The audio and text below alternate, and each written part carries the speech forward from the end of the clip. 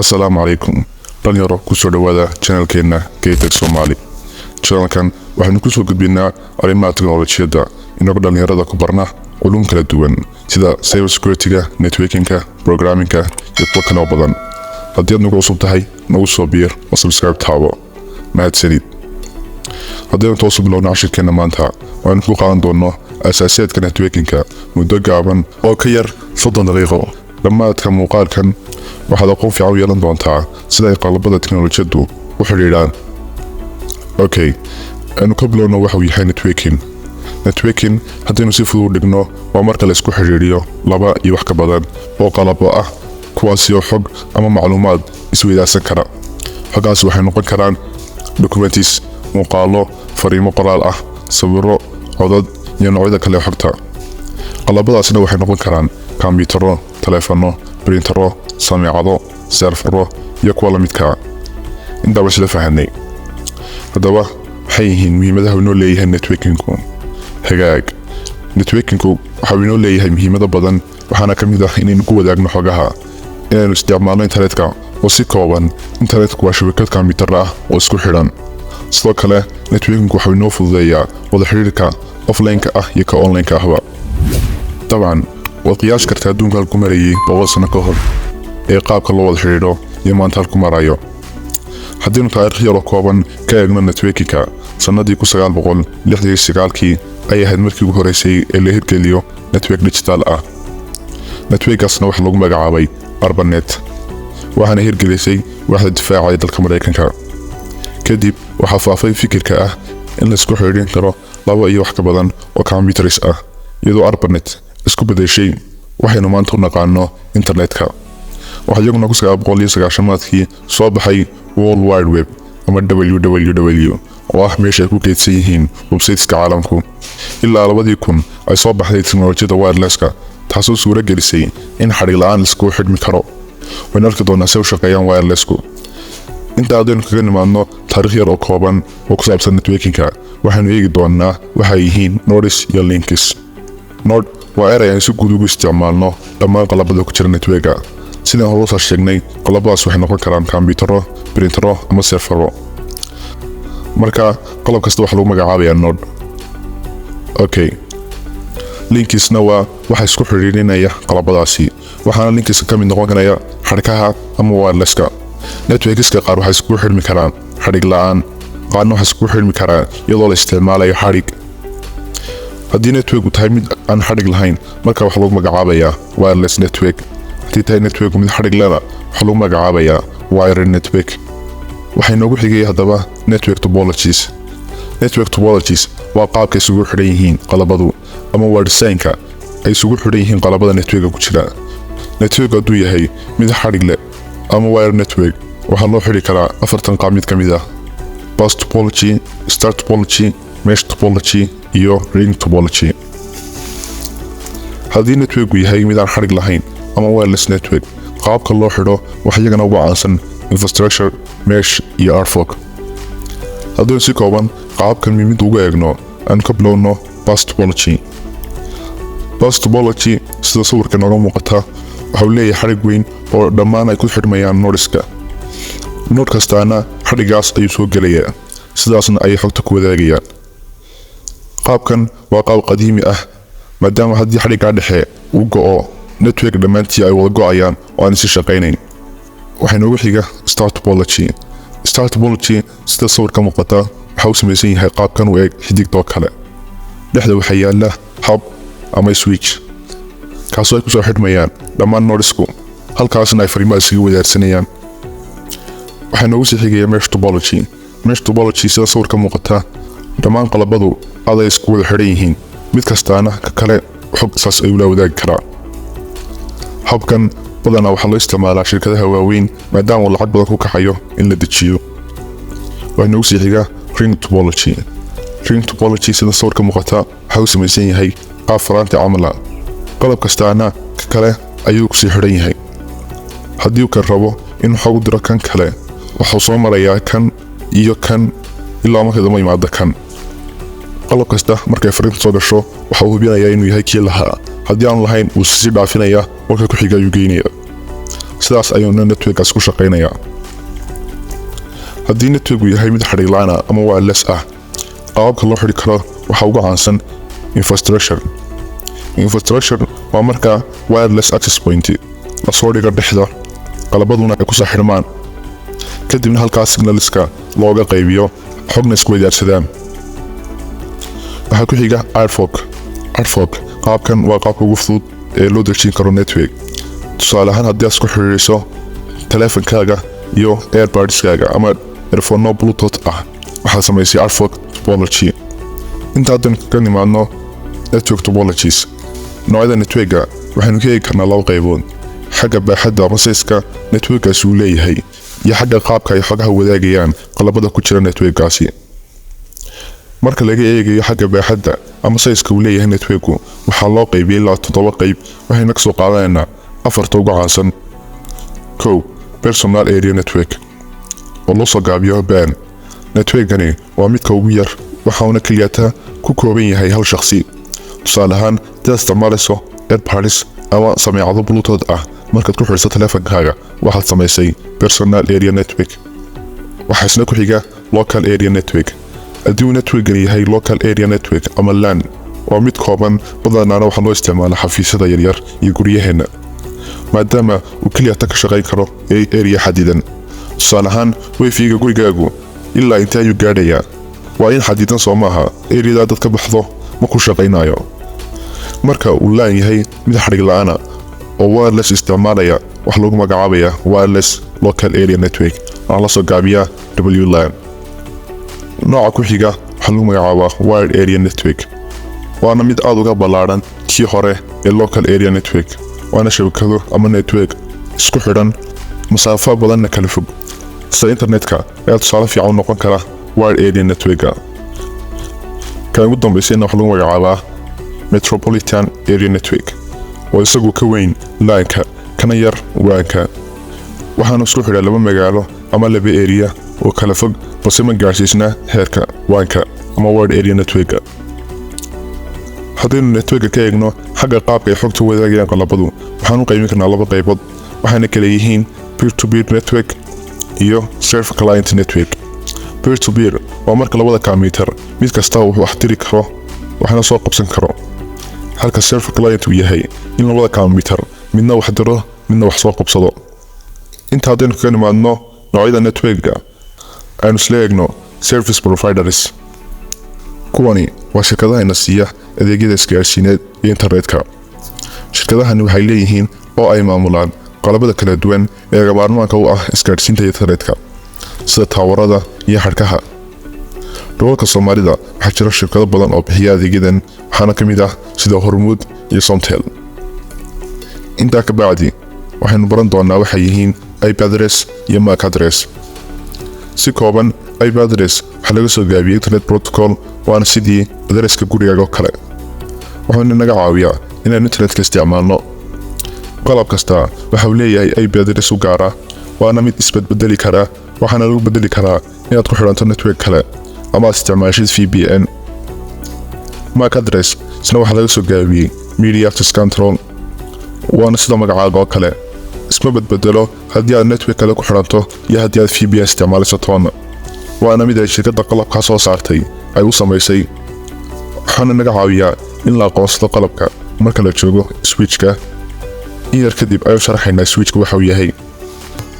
sidoo kale MAC address waxaa loo isticmaali karaa in lagu taraagareeyo ama lagu ogaado meesha uu yaalo qalabku. intaa ma isla fahnay. kabacdi aynu baranno qaar ka mid ah qalabada networkinka. aynu ka bilowno switch waa qalab kala haga fariimaha isweydaarsanayaan qalabada networku.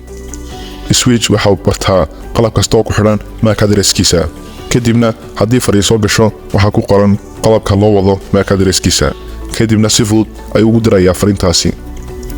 switchka shaqadiisa waxaa si fiican u fahmaysaa markaad ogaato kii ka horreeyay sida uu shaqayn jiray. switchka waxaa ka horreeyay mid loo yaqaanay hub waxa uu sameynayay in marka ay fariin soo gasho inuusan garanayn cidda fariinta leh, isagoo u wada diri jiray dhammaan qalabada networkaas ku xidhan, taasoo ahayd caqabad inaan xogta si fudud loo wadaagi karin. balse switch fariin kasta waxa uu gudbinayaa ciddii leh uun. kuwa kale ma arkayaan. marka tusaalahaan haddii laba kombiyuutar ay rabaan inay wadaagaan xog iyagoo isticmaalaya hab, dhammaan qalabada kale ee ku xiran network waa arkayaan fariintaasi, balse haddii ay isticmaalayaan switch labadaas unbaa arkaya oo kuwa kale ma arkayaan. aynu isna eegno waxa uu yahay routerku waa qalab maamula fariimaha, balse routerka waxaa la isticmaalayaa markay isku xidhan yihiin dhowr network halka switchku yahay hal network. routerku waxa uu qalabada ku aqoonsadaa IP addresska, waana qalabka inoo ogolaada inaynu internetka isticmaalno. dabcan waa haddii aad wifi isticmaalayso. haddii aad data isticmaalaysana si indirect ah oo aan toos ahayn aad u isticmaashaa routerka. aynu isna wax ka ogaano waxa uu yahay access point. qalabkan oo meeshaan ka galno wirelesska laga yaabay inaan hore u maqan, waayo badanaa xafiisyadeena iyo guryaheena kuma isticmaalno qalabkan isagoo khaas ah, waayo waxaanu isticmaalnaa routers loo yaqaano all in one oo isugu jira router, switch iyo access point oo isku dhan, laakiin mid kasta gaarkiis ayaa loo heli karaa. waxaasna ay ku xigsiinaynaa waxa uu yahay network card ama network interface card, waa sidii baasaboorka uu kombiyuutarkaagu ku galo networka. kombiyuutar kasta waa inuu lahaadaa meel uu kaga xidhmi karo network. kombiyuutaradu waxay noqon karaan kuwa leh network card wireless ah, kuwa leh mid xadhiga, ama kuwa leh labadaba oo xadhigna ku xidhmi kara wireless ahna ku xidhmi kara. haddaynu intaa kaga nimaadno qaar ka mid ah qalabada networka, waxaynu eegi doonaa waxay yihiin modeliska kala duwan sida OSI model iyo TCP model. ugu horeyn aynu ka bilowno waxay yihiin modeliskani waa xeerar loo dejiyey si ay u qeexaan qaabkay xogtu u kala dhex gudbayso networka dhexdiisa. haddaynu ku horeyno OSI model waxaa lagu soo gaabiyey Open Systems Interconnection. modelkan waxaa la sameeyey sanadii 1984 waxaana loogu talagalay in lagu fahmo qaabkay xogtu u kala gudbayso networka dhexdiisa. waxaana modelkani sheegaya in xogtu marto 7 lakab oo kala sareeya. lakabka koowaad waxaa loo magacaabaa application layer waa lakabka ugu sareeya, waana lakabka aynu ka isticmaalno applicationada sida web browserka iyo emailka iyo kuwa kale oo badan. waxaana lakabkani isticmaalaa protocols ay ka mid yihiin HTTP, FTP, DNS iyo qaar kale. waynu baran doonaa protocoladaasi waxay yihiin. waxaa ku xiga lakab lagu magacaabo presentation layer. lakabkani waxa uu xogta u bedelaa qaab uu application layer ku fahmi karo. waxyaabaha lakabkani qabto waxaa ka mid ah encryptionska. lakabka ku xiga waxaa lagu magacaabaa session layer, waxaana ay shaqadiisu tahay inuu maamulo xogta. sidoo kale waxa uu lakabkani hubiyaa in wada xidhiidhka qalabadu uu ku bilaabmo qaab sax ah kuna dhammaado qaab sax ah oo aanay ciladi ku iman. lakabka ku xiga ee afaraad waxaa lagu magacaabaa transport layer. lakabkani waxa uu qabtaa shaqada ah inuu xogta u qaybiyo qaybo yaryar si loogu gudbiyo qaab habsami leh oo habboon, xawaarana leh. protocollada uu isticmaalo lakabkani waxaa ka mid ah Transmission Control Protocol oo loo soo gaabiyo TCP iyo User Datagram Protocol isna loo soo gaabiyo UDP. lakabka saddexaad waxaa lagu magacaabaa network layer. waxauna qabtaa shaqada ah inuu go'aamiyo wadada ugu saxsan ee xogtu mari karto, waana meeshuu ka shaqeeyo routerku oo hubiya in ciddii xogta lahayd ay hesho oo aan cid kale loo dirin. lakabkani waxa uu isticmaalayaa IP address protocol. lakabka labaad waxaa lagu magacaabaa data link layer, waana lakabka uu ka shaqeeyo switchku oo waa shaqadiisu tahay isna inuu kala hago fariimaha isagoo isticmaalaya MAC address. lakabka ugu dambeeya waxaa lagu magacaabaa physical layer, waana lakabka ugu hooseeya ahna halkay iskaga xidhan yihiin qalabadu, sida haddii ay isticmaalayaan xadhig ama ay isticmaalayaan wireless. haddaynu sawirkan yar eegno waxaa ka muuqata in marka xogta la dirayo ay kasoo bilaabato layerka ugu sareeya ee application layerka ilaa ay kasoo gaarayso physical layerka, kadibna xogtii dib loo furfuro ilaa ay la geeyo application layerka. modelka labaad waxaa lagu magacaabaa TCP model. waxaa laga soo gaabiyey Transmission Control Protocol, waxaana la sameeyey sanadii 1974. modelkani waa modelka practical ahaan adduunka laga isticmaalo ee shaqeeya. waxaanu leeyahay 4 layer oo kala sareeya. waxaa ugu sareeya application layerka oo la mid ah applicationkii hore, transport layer oo isna la mid ah layerkii hore ee transport. Internet layer oo ku jira halkii network layerka oo halka ugu jiro routerku. waxaana ugu hooseeya network interface layer oo ah halka wadlaka ugu hooseeya ayna ku jiraan switchka iyo xarkuhu marka la joogo TCP IP modelka. inta hadaan ka imaadno macluumaad kooban oo ku saabsan models kala duwan ee networkinga aynu eegno oo baranno qaar ka mid ah protocolada ugu caansan marka la joogo networkinga.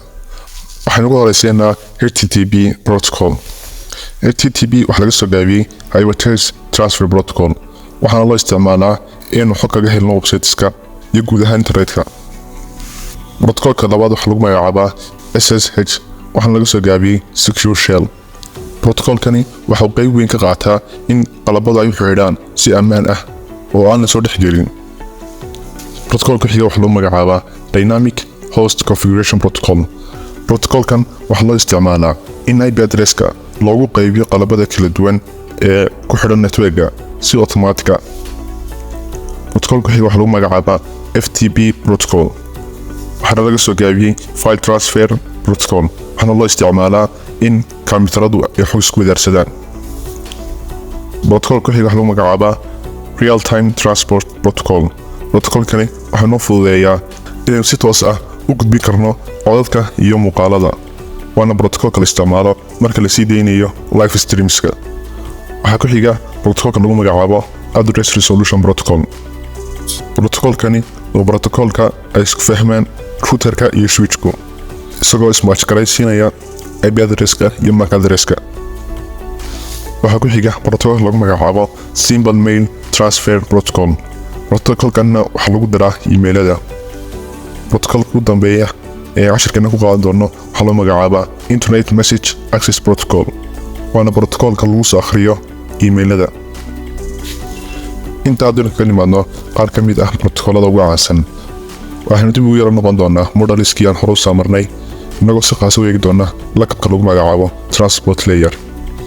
transport layer waxa uu isticmaalaa laba protocol oo ugu caansan waxa lagu magacaabaa TCP iyo UDP. si kooban farqiga u dhexeeya labadan protocol waxa weeye in TCP uu yahay mid xawaare gaaban balse la isku halayn karo markastana muhiimadiisu ay tahay inuu xogta u gudbiyo sida ugu ammaansan, halka UDP ay muhiimadiisu tahay inuu xogta u gudbiyo sida ugu dhaqsiyaha badan. tusaale ahaan meelaha loo isticmaalo TCP waxaa ka mid ah tusaale ahaan marka rabto inaad online ka daawato muuqaal ama filim oo kale. filimka hadduu khadku kaa go'o ama khadku kaa cuslaado wuu wareegayaa yuun markii internetka ugu hagaagana halkii ayuu kasii wadaya. halkaa waxaa la isticmaalayaa TCP. aynu isna eegno tusaale ku saabsan UDP. markaad rabto inaad online ku ciyaarto game haddii khadku kaa cuslaado ama khadku kaa go'o gamekii halkaad kaga tagtay ma sii joogayo oo dhaqaaqaya ama waxaad arkaysaa adigoo lagu dilayba oo gamekiisaa kaga baxay waayo waxa uu isticmaalayaa UDP. muhiimadiisuna waa in xogtii loo gudbiyo sida ugu dhaqsiyaha badan inta doonta hal luntee. farqiga u dhexeeya TCP iyo UDP kaliya waa intaasuun. meelaha inta ugu loo isticmaalo UDP waxaa ka mid ah shirarka online-ka iyo gameska. okay waxaan iyagana si khaas u eegi doonaa IP addresska. noocyada IP addresska waxaa loo qaybiyaa laba qayb oo kala ah IP version 4 iyo IP version 6. IP version 4 waxaa la sameeyay sanadii 1981 waxaana leeyahay 3.4 billion addresses ah. maadaama ay aad u tiro bateen qalabada teknolojiyadda ee u baahan IP address version 4 waxa uu ku dhow yahay inuu dhamaado. tusaale ahaan IP version 4 waxa uu qormaa sidan 192.168.1.1. haddaynu eegno IP version 6 isna waa nooca cusub ee IP addresska waxaana la sameeyay 1999 waxaana leeyahay 360 undecillion addresses ah. undecillion waa 1.36 waa tiro aad u badan waana mid waqti badan sii jiri doona kana ammaan badan IP version 4. waxaanu tusaalahaan qornaa qaabkan. inta hadaan ka imaan IP-ga aynu eegno wuxuu yahay subnetinku. subnetinku waa sidii mid ka mid ah xaafadaha magaalada. waa network yar oo ku hoos jira network weyn. waxaana inaga caawiyaa in fariimaha networka markiiba la isgaarsiin karo oo si fudud la isu gaarsiin karo. waxaanu qormaa qaabkan. Okay, haddaba sida ay u shaqeysaa teknolojiyadda wireless-ka ahi. Wireless waxa uu isticmaalaa signals electromagnetic waves طبعا in badan ayaan ku maqalnay physics-ka electromagnetic waves. haddaba waveskan waxa la ogaaday in looga faa'iideysan karo in lagu wada xiriiro. waxaan sanadii 2000 markii ugu horreysay la hirgeliyay wireless network. waxyaabaha cajiibka ka dhigay wireless network wax ka mid ah in laga maarmayo xadhkihii meel kasta marayay, kuwaasoo haddii ay dheeraadaan xadhkuhu soo kordhinayay kharash badan iyo in lagu bixiyo lacago badan sidii loo hagaajin lahaa. sidoo kale wireless wuxuu inoo suurtageliyay in meel kasta internetka laga heli karo oo aanay ku xidhnayn meeshii xadhig leh uun. intaa haddaynu ka nimaadno sida wireless technology u shaqeeyo, aynu wax ka tilmaamno sida u shaqeeyo internetku. mar haddaad soo baratay network modeliska si fudud ayaad ku fahmaysaa sida u shaqeeyo internetku. wax weynba maaha. internetku waa sidii shabakad weyn oo kombiyuutar ah oo isku xiriirsan. waxa uu isticmaalayaa isku darka dhammaan waxyaabihii aan soo marnay sida protokoolada, qalabada iyo modeliska kala duwan. intaasoo isku dhan waxay sameynayaan network aad u weyn oo aynu ku magacoonno internet. waxaan ugu dambayseena qalabada lagu ilaaliyo ammaanka networka. waxaana ugu horeeya firewall. firewall waa sidii gidaar oo kale oo wuxuu kala shaandhaynayaa fariimaha soo gelaya iyo kuwa ka baxaya networka, isagoo qabanaya oo celinaya kuwa khariban ee malware-ka. waxaana networka ka ilaalinayaa khataraha cyberka. qalabka labaad waa virtual private network. kan in badan ayaan maqalnaa ama isticmaalnaa VPN. VPN wuxuu sameeyaa inuu fariinta ka dhigo mid aan la fahmi karayn oo encrypted ah.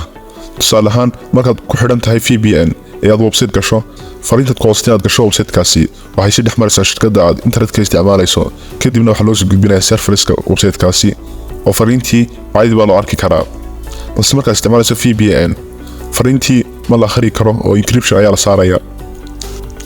qalabka saddexaad aynu baranayno waxa lagu magacaabaa intrusion detection and prevention system, kaasoo loo soo gaabiyo IDPS. systemkani wuxuu naga caawiyaa inuu qabto haddii cid kale dibadda ka soo gasho networka, isagoo dhegaysanaya dhaqdhaqaaqyada qalabada kale sida firewallka iyo nodeska ku xidhan networka. wuxuu systemkani leeyahay waxyaabo badan oo hore loogu programiyey sida dhaqdhaqaaqyada ay yeelan karaan haddii cid kale dibadda ka soo gasho networka. kuwa casrigaana waxay isticmaalaan AIs awood u leh inay qiimeeyaan intrusionka. qalabka afraad waxaa lagu magacaabaa data loss prevention system. systemkeenna wuxuu naga caawiyaa inaysan xogo muhiim ah inaga lumin haddii networka ay cilad ku timaado ama la hagareeyo. wuxuuna sameynayaa inuu backup nooga qaado xogaha, sidoo kale encrypt gareeyo. waxaa jira xeerar loo dhigo iyadoo ay ku xidhan tahay hadba shaqada la rabo in lagu qabsado systemkan.